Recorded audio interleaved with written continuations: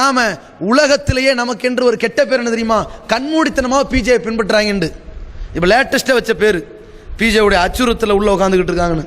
அவங்கெல்லாம் ஒரு கனவு கோட்டை என்னன்னா, உயர்நிலை குழு, நிர்வாக குழு, மேலாண்மை குழுன்னு பல குழுக்கள்லாம் இருக்குது.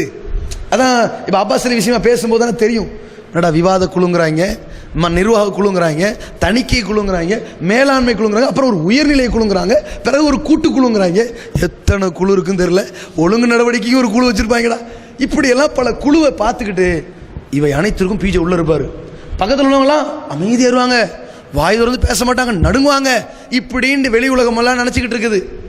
அதில் அப்பாஸ்லே பல விஷயத்தை போட்டு உடைச்சிட்டாரு.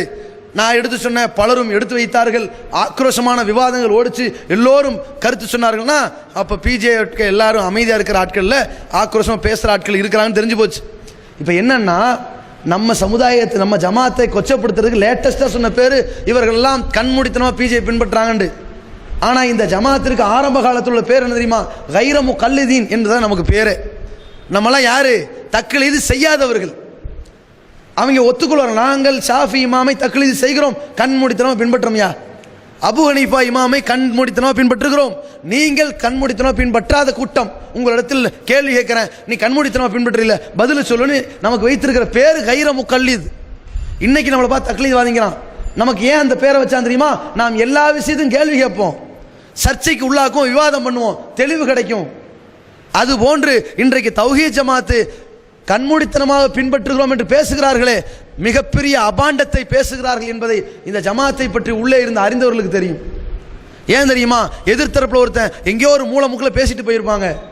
அந்த அறிஞர் பேசிட்டு போனது ஒரு வீடியோவோ ஆடியோவோ கிடைச்சிருச்சுன்னா கொண்டு வந்து உட்காந்து 4 நாள் உட்காந்து விடிய கேட்டு வார்த்தைக்கு வார்த்தை, வரிக்கு வரி, நிமிஷத்துக்கு நிமிஷம் கிளிப்பிங் எடுத்து இதுக்கு என்ன பதில் சொல்லலாம், இதுக்கு என்ன பதில் சொல்லலாம், இப்படி வச்சா என்ன வாதம் வைக்கலாம் என்று எல்லாத்தையும் உட்கார்ந்து ஆய்வு செஞ்சு அதற்கு ஒரு விளக்க கூட்டம் போடுறோம்னா இது கண்மூடித்தனமா பின்பற்ற கூட்டமா?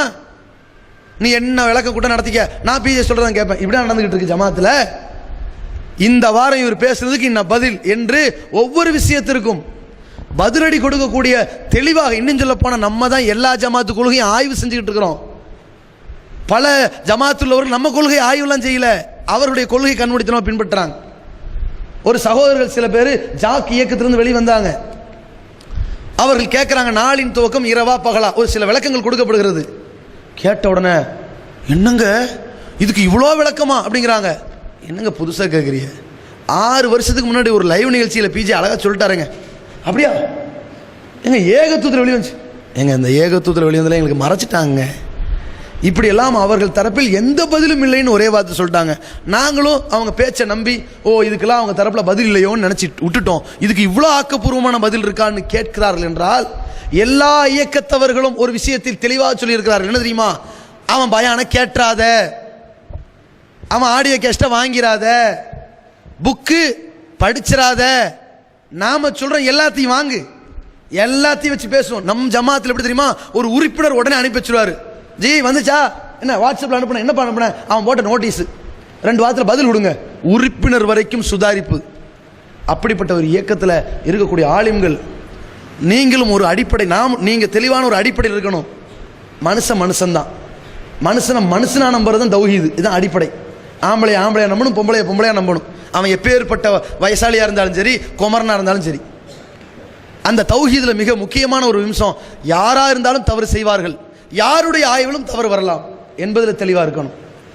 எனவே உங்களுடைய எத்தனையோ வகையான ஆக்கப்பூர்வமான சிந்தனைகளை தேய்மானமாக்கிட்டு கூடாது. அவர் கரெக்டா அவர் சொன்னா கரெக்டா இருக்கும். இது அந்த பழைய நோய். அவர் சொன்னாலும் தப்பு வரும் என்பதுதான் புது சிந்தனை.